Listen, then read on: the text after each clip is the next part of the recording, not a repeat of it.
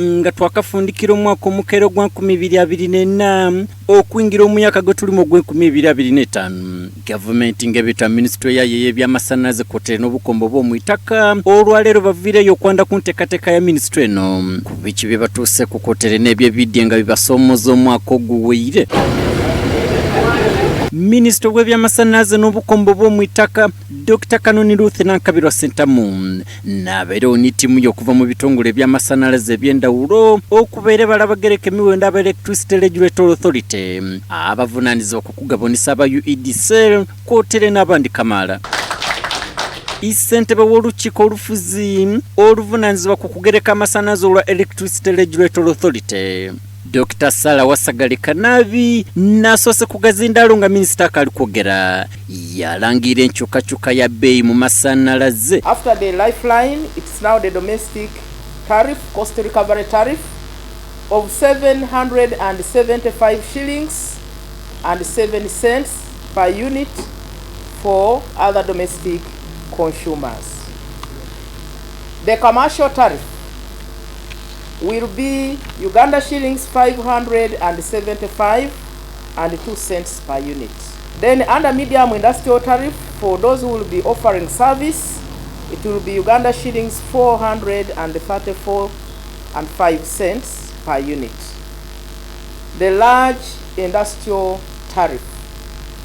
For the manufacturing subcategory under this, it will be Uganda shillings 351 and 5 cents per unit. Minister Dr. Kanoni Ruth Nankabirwa Ssentamu akakaisa nga gavumenti bwe yatyama yeekirizaganya okwanukula omulango gw'Abannayuganda ogw'okusala ku miwendo egy'amasanyalaze bye bamaze akaseera nga beekalakasaku n'abandi ekibaviirako okugeyiba nga bakoba nti emiwendo gikaali waigulu ino. Amasanyalaze omwaka guno 2025 geeyongedde okusalibwa ebbeeyi ate ebbeeyi tusaze nnene ddala kati tusaze obutundu 5.2.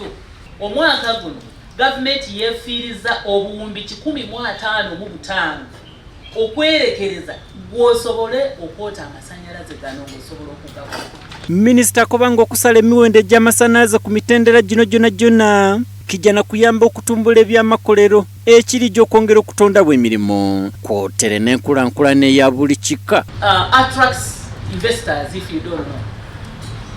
You know, if you want to see many people coming in with their money, just mention the security of the country.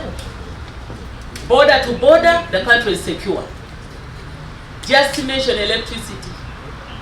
For industry, but also for tourism, the cost of power continues to reduce, and the cost of fuel continues to reduce. Those are two drivers of development. Minisita agire mu maaso yalambulula ebindi ku ebyo ebituukibwa ku mu mwaka oguwire kwotere n'ebyo bisuubira okukolebwa ku minisitule yeno era nanteekateeka kyebalijja okubitamu okutuuka ku buwanguzi buno. Okuviira ddala ku amasanyalaze ge tukola geeyongeddeko obungi kubanga tulabye amabibiro g'amasanyalaze mangi nga tugakomissioninze ne twegattako omuwendo gw'amasanyalaze kubanga bujjo tubadde tubabuulira kati tuli mu 10, 17, 18 kati tutuuse mu 2025 mwemu n'obutundutundu 6 amasanyalaze ge tulina. Twagala mu mwaka gwa 2023 nga buli muntu at least agobye enzikiza. Weire ebyo wammanga bituukibwa ku minisita amaliriza ng'ayanda ebindi ku bitimuguna ebitatagenya emirimu gye okutambula obukwaku nga ku bino ensonga ey'obwibi bw'amasanyalaze n'ebyuma byako kimutuuse ku mwoyo. Oluusi amasanyalaze gagenda ne gavaako we gataaliviiriddeko. Waya eyinza okuba nkadde naye eyinza okuba nga si nkadde naye omuti ne gugigwira. Power reliability oba amasanyalaze ago obutaviirako ddala awo we gali. Tukyalinawo okusomooza okulala kuli nti bannanga ababba abasanyalaze mazima ga Katonda mugulu n'obeera awo nga oli taata oli maama naye nga amasanyalaze ogabba kakati abaana bo bagenda kubba banka. Ramadhan Senyonga, Baba TV, Makonde.